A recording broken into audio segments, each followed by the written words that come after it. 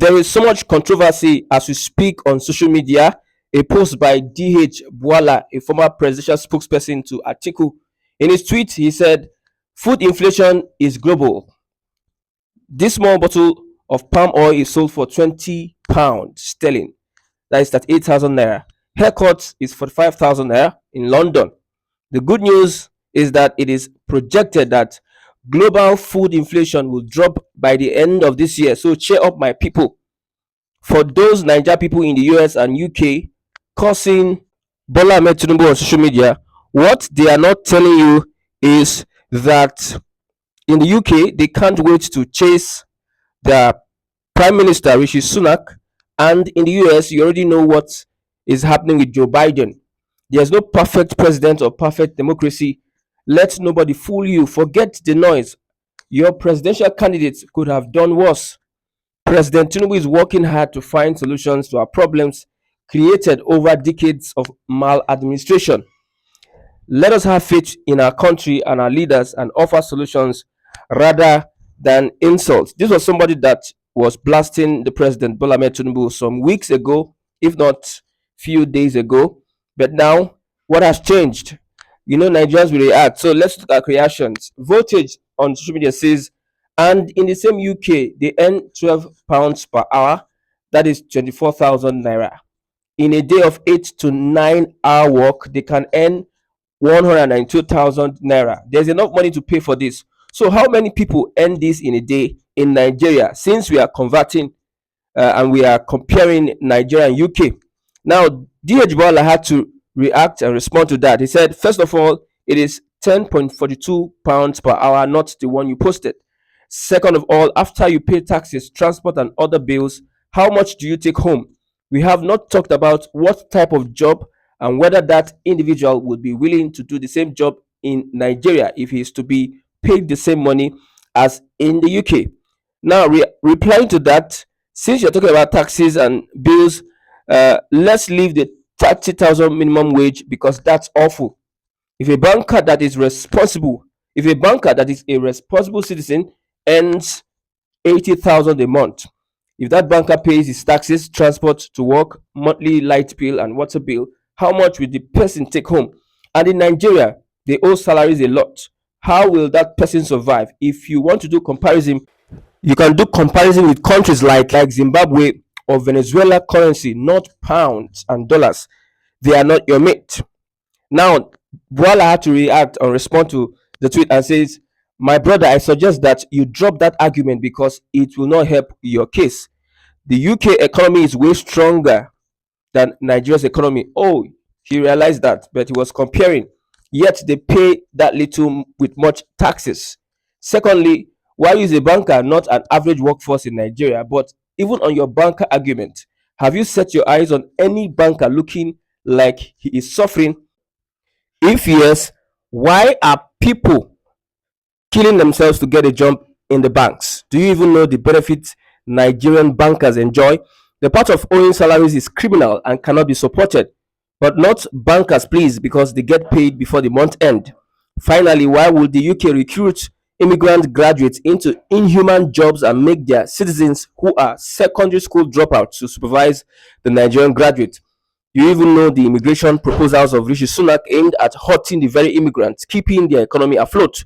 Oga, thank God for your country, and let's work to build it. Let us not allow neocolonialism becloud our sense of judgment. The Western world are robbing Africa, its resources, and its people like bandits. President Tinubu is better than Rishi Sunak. Peter Obi and Atiku are all better than Rishi Sunak. Let us rally around and recover our countries and continent from these global resource looters by the West. Abiola to Lope reacts and said, whatever your motive is dead on arrival. You can't compare expenditures without comparing income. Just like Chilaso said, people earn even more than £15 per hour with not less than an 8-hour shift. So please rest before you begin to sound like a spoiled gen. Our Continental also reacted and said, your argument is disappointing. The government of the UK will help to pay your house rent from your taxes if you lost your current job. Does the Nigerian government pay house rent for civil servants and pay their taxes in Nigeria even if they lost their job for a single month? So it is getting so ridiculous. Uh, People are very, very, very angry with Bwala for his statement. It seems that these people, when they are in opposition, they find their voice, and when they join the ruling party, it seems that they lose their sense of reasoning and looking at things from the lens of those that are suffering in Nigeria. How do you compare an economy with another economy that is not working? How do you compare two countries just as the UK and US? When you look at the purchasing power, they are two different things. Look at the earnings, are two different things. The economy, the society, they are two different things. And these guys will come and compare and expect Nigerians to take it from them. It's so ridiculous. Duke Eric says when hunger beats opposition spokesman, he will begin to support the government in power. Bwala Daniel wants a share of the spoils. He wants his own Ghana must go. What do you expect from him? They are all the same. He will see nothing wrong with the lopsided economic policies. Kingsley O.C. Martin says Daniel is beating around the bush. Banks pay between 80 to 135k for contract staffs. Transporting from Ikorodu to Ikeja every day is 2,900 naira. Multiplied for 23 days, it is 66,700 naira. Sometimes the tea fare is more. You resume from 7:30 and close by 5:30. Feeding is 1,500. Check it for 23 days. Chooks also said, now you suppose drop that argument. When you went as far as using UK and USA to set example, did you not know that they have stronger economy than Nigeria? Like I said, Evans Dabi Silas says, the way you deviated, you have nothing to explain or any point to counter what he just said. At least citizens are put first in their country. Here in Nigeria, foreigners are. Come back to Nigeria and stay if it's better. And just me is saying, imagine what you are doing to yourself. You can't join APC and sound reasonable anymore. The same thing Fashola did during last week's interview. You are in for a long ride, man. You go explain. Tire. Olushola Babalola says, well, they value their citizens unlike your country. Reason they recruit you and make their people supervise you in your own country, they supervise your own people instead. Your number 5 question. So what Olushola is saying that if you are blaming the UK Prime Minister of recruiting Nigerians and making their citizens supervise them, what is happening in Nigeria also?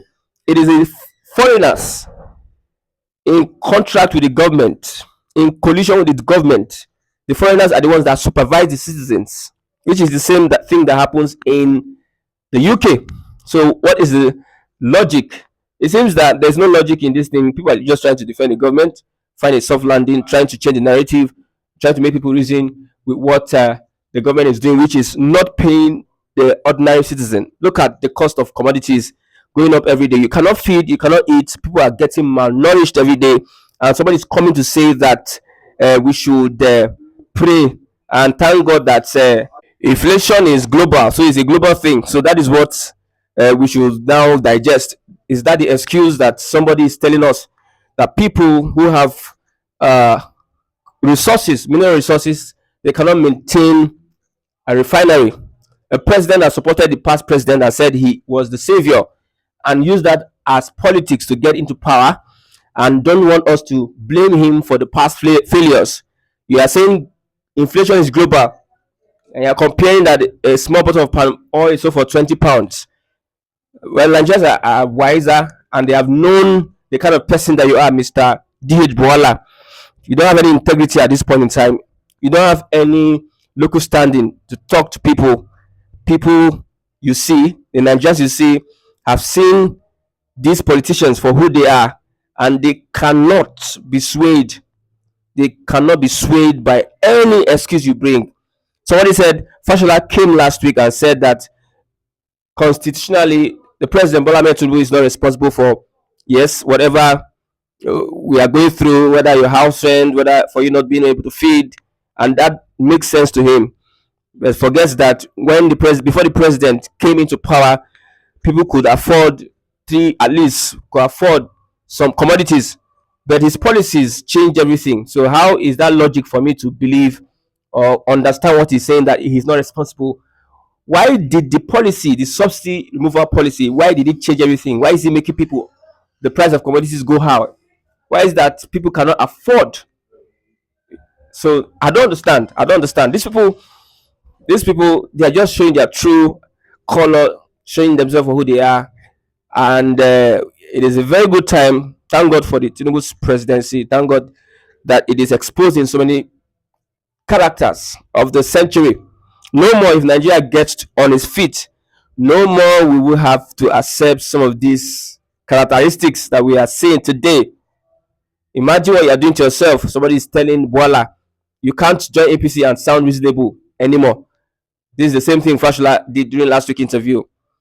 Man, you are in for a long ride. Nigerians will never take it easy with you. You know, Nigerians just lost at the AFCON. So if you start and they start with you, you might at the end of the day, you might just close your comment section. Please, Mr. Bwala, look at ways that we can come out of this mess and tell the government where it is not doing it right and prefer solutions. Don't attack the people. Just prefer solutions. Go straight to the government. You are close to them. Prefer solutions and let's see the results. It is when we see results that we will stop complaining. Before I end this broadcast, I'm going to read this last tweet from one Amanda. She says, I can't believe you just said this. You are really heartless. A banker recently committed suicide because of the hardship, and you have the audacity to defend the minimum wage that cannot feed anyone for 1 week in Lagos or Abuja. It is getting hot and hot and hot and hotter. Hotter. I move on the street and I see people. I see the pain, the bitterness, the frustration in their eyes.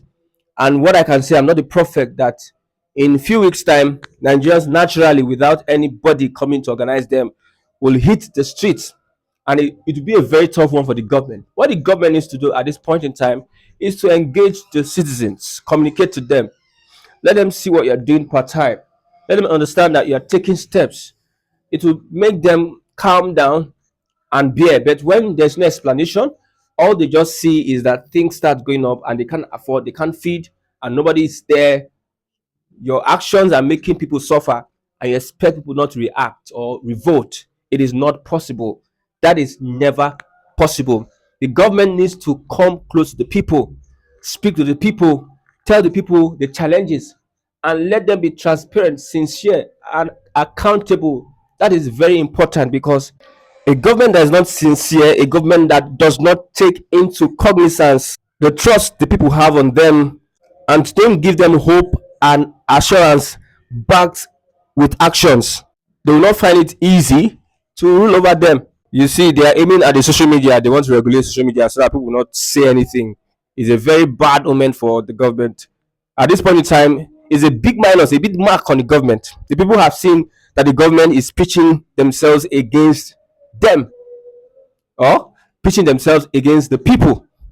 Somebody said that the greatest opposition this current APC administration has is the people, and it is not a good one.